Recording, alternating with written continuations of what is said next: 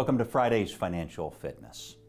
The most common question I'm asked today by clients is, are we heading into a recession, or when do you think the recession will start?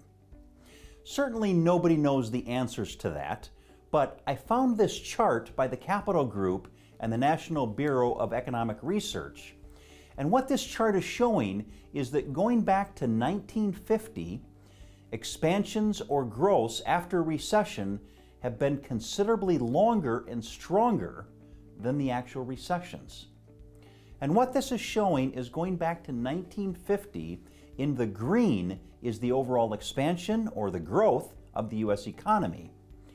And as you can see, the average expansion is around 67 months.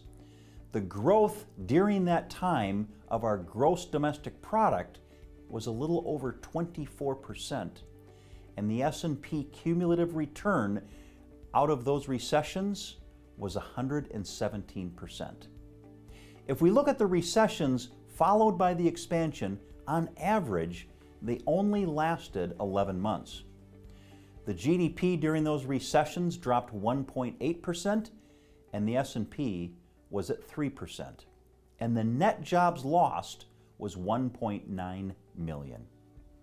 In other words, nobody can predict when the recession will come, but if we use history as an example and we go back to 1950, the U.S. has been in a recession only 13.5% of the months, and some of the strongest rallies, as you can see, occurred as stocks bounced back from those recessionary periods.